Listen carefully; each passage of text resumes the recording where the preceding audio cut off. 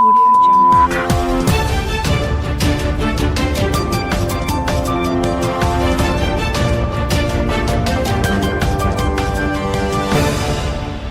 नमस्कार, ये रेडियो वर्षा है। अब आप पल्लव से वर्षा टाइम्स सुनिए।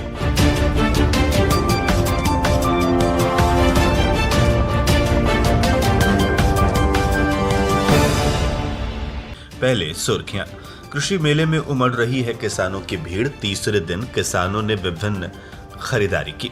करियर गाइडलाइन संस्था द्वारा छात्रों को प्रोत्साहित करने के लिए किया गया सेमिनार आयोजित। मृतक होमगार्ड जवान को होमगार्ड मैदान में दी गई सलामी और परसौनी अग्निकांड के बाद एडीएम ने की जांच, दी गई सहायता राशि। अब वर्षा टाइम्स विस्तार से।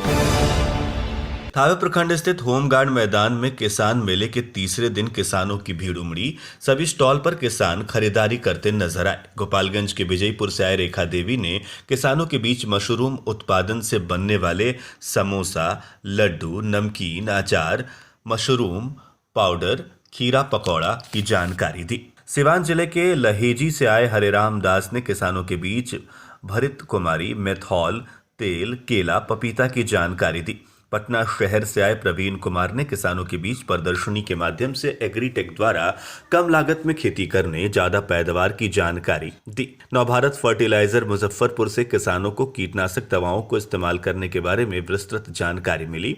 यूपी के कानपुर से आए मनीष अवस्थी ने किसानों को आयुर्वेद से उत्पाद दवा, गैस, शुगर, लीवर, जोड़ों के दर्द से निवारण के बारे में भी जानकारी दी। वहीं पटना से आए ललन प्रसाद ने अपने स्टॉल के माध्यम से ट्रैक्टर, पंप सेट में कैसे ईंधन की बचत हो, इसके बारे में किसानों को प्रशिक्षित किया।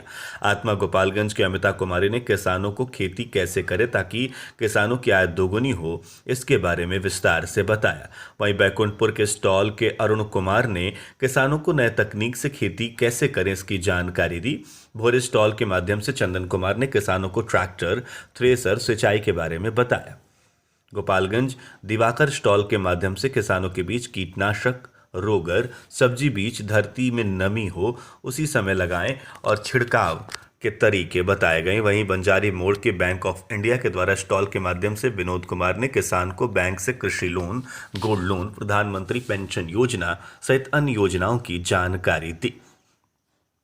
गोपालगंज पशुपालन स्टॉल के माध्यम से रवि कुमार ने किसानों को गाय से बछड़ा पैदा होने से बहुत परेशानी के निवारण के लिए कुछ ऐसे दवाओं की जानकारी दे जिससे सिर्फ बछड़ी की ही जन्म हो। Puja nursery, Ganga nursery, Saraswati nursery, इन सभी के स्टॉल पर आम, लीची, गेंदा फूल, गुलाब फूल, अमरूद इत्यादि पेड़ों के बारे में प्रदर्शनी लगाते हुए किसानों को जानकारी दी गई। थावे अदिति फर्टिलाइजर स्टॉल के द्वारा किसानों को 75% छूट में सभी प्रकार के कीटनाशक दवाओं के बारे में जानकारी दी गई। वहीं हाजीपुर के अनिल प्रसाद द्वारा किसानों को हाइब्रिड धान, रिसर्च धान, भिंडी, सब्जी आदि बीजों के बारे में जानकारी दी गई। इसी तरह तमाम स्टॉल्स से कई तरह की जानकारियां किसानों को उपलब्ध कराई गई। आज तीसरे दिन किसानों ने बढ़ चढ़कर इसमें हिस्सा लिया। मौके पर तकनीकी प्रबंधक धनंजय कुमार सिंह, विजय शंकर यादव, जितेंद्र कुमार, प्रदीप कुमार, राजकुमार, हरिभूषण, आत्मा अध्यक्ष विजय सिंह, राजेश मिश्र, विनोद सिंह सहित काफी संख्या में किसान शामिल रहे।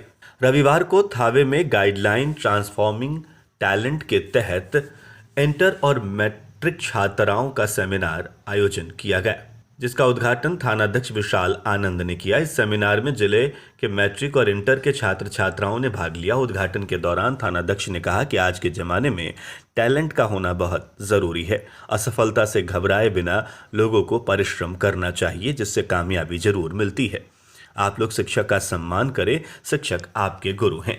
उन्होंने अपने संबोधन में मशहूर कविता लहरों से डरकर नौका पार नहीं होती के कुछ पंक्तियों को छात्र छात्राओं को सुनाया। इसके बाद कई वक्ताओं ने और विभिन्न फील्ड से आए हुए एक्सपीरियंस्ड लोगों ने अपनी कहानी और अपने एक्सपीरियंस छात्र छात्राओं को बताए, जिससे वो अपने फील्ड में आगे बढ़ सकें। इस दौरान इश्तियाक आलम, अनूप श्रीवास्तव, दीपक कुमार, अशोक शर्मा, ब्रजेश कुमार, इमरान हुसैन, आरजे पल्लव आदि लोग मौजूद रहे। उधर थावे प्रखंड स्थित होमगार्ड में मृतक होमगार्ड जवान को रविवार को सलामी दी गई। मृतक होमगार्ड जवान मोहम्मदपुर थाने के देवकुली गांव के जयकिशोर सिंह बताए जा रहे हैं, जो बैकुंठपुर स्वास्थ्य केंद्र में प्रतिनियुक्त थे। बीमारी के कारण होमगार्ड जवान की मृत्यु हो गई। मृतक को 3 पुत्र हैं और 1 पुत्री है। मृतक होमगार्ड का शव रविवार को सुबह होमगार्ड मैदान में लाया गया, जहां पर होमगार्ड के जवानों द्वारा सलामी दी गई। दाह संस्कार के लिए तत्काल 7,000 रुपए परिजनों को दिए गए हैं। उधर थावे प्रखंड में पंचायत लछवार गांव में बिजली विभाग की टीम ने छापेमारी कर 3 बिजली बकायेदारों का कनेक्शन काट दिया। लगातार बिजली विभाग अवैध रूप से बिजली जलाने वाले और बिजली का ज्यादा बकाया होने वाले उपभोक्ताओं का अभियान चलाकर कनेक्शन काट रहा है। इसी थाना क्षेत्र के मिरल्लीपुर गांव में शिक्षिका पर हमला का मामला प्रकाश में आया है। बताया जाता है कि मिरल्लीपुर गांव की शिक्षिका कयूम फातिमा कुचायकोट प्रखंड में किसी स्कूल में पढ़ाती हैं, जिस पर दारू के नशे में गांव के ही अखलाक उर्फ आजाद अली ने एकाएक तलवार से हमला कर घायल कर दिया तथा स्कूटी बाइक को तलवार से बुरी तरह से क्षतिग्रस्त कर दिया। वहीं घायल शिक्षिका का इलाज सदर अस्पताल में कराया गया। शिक्षिका कयूम फातिमा के बयान पर थाने में अखलाक उर्फ आजाद अली के विरुद्ध आवेदन दिया गया है। थानाध्यक्ष विशाल आनंद ने बताया कि पुलिस आवेदन प्राप्त कर मामले की जांच पड़ताल कर रही है। उधर बैकुंठपुर थाने के दिगवा दुबौली पेट्रोल पंप के समीप शनिवार की देर रात 2 ट्रकों के बीच आमने सामने की हुई भिड़ंत में एक चालक की मौत हो गई। ट्रक चालक सीमावर्ती सारण जिले के डोरीगंज थाने के सिंगही गांव के बदन राय का 36 वर्षीय बेटा राजू कुमार राय, जबकि घायल एक अन्य चालक छपरा के जयमंगल 25 वर्ष का इलाज सदर अस्पताल गोपालगंज में चल रहा है। पुलिस मामले की छानबीन कर रही है। उधर बताया जा रहा है कि दोनों ट्रक के चालक राजू कुमार राय और मंगल राय को स्थानीय लोगों ने इलाज के लिए सामुदायिक स्वास्थ्य केंद्र में भर्ती कराया। प्राथमिक उपचार के बाद डॉक्टरों ने बेहतर इलाज के लिए सदर अस्पताल रेफर कर दिया। सदर अस्पताल पहुंचते ही राजू राय की मौत हो गई। मौत की सूचना उनके परिजनों को दे दी गई है। उधर रविवार की सुबह परिजनों की उपस्थिति में राजू कुमार के शव का पोस्टमार्टम कराया गया। थानाध्यक्ष प्रशांत कुमार ने बयान दिया है कि मामले में लिखित आवेदन नहीं मिलने की स्थिति में किसी प्रकार की कार्रवाई नहीं की जा सकी है। उधर दिगवा दिबौली ब्लॉक रोड में शराब के नशे में हंगामा कर रहे एक युवक ने बैकुंठपुर थाने में पदस्थापित एएसआई धनंजय ओझा तथा चौकीदार शंकर मांझी को मारपीट कर घायल कर दिया। घटना के संबंध में बताया गया कि शनिवार की देर रात पुलिस को सूचना मिली कि प्रखंड कार्यालय के मुख्य गेट के समीप शराब के नशे में राकेश ओझा राहगीरों के साथ गाली गलौज कर रहा था। सूचना पाकर पुलिस ने पहुंचकर युवक से पूछताछ शुरू की।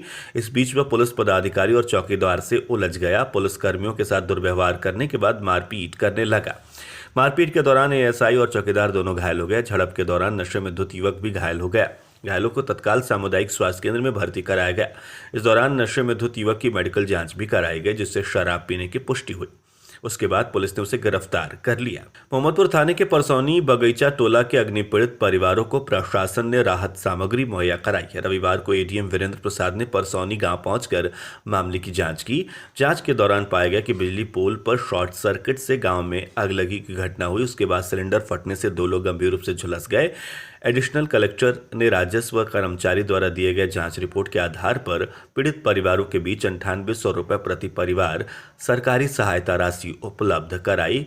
बीडीओ अरविंद कुमार ने बताया कि पीड़ित परिवारों को प्लास्टिक मुहैया कराई गई है, जबकि भूख से बिलबिला रहे अग्निपीड़ित परिवारों के लिए तत्काल कम्युनिटी किचन की व्यवस्था की गई है।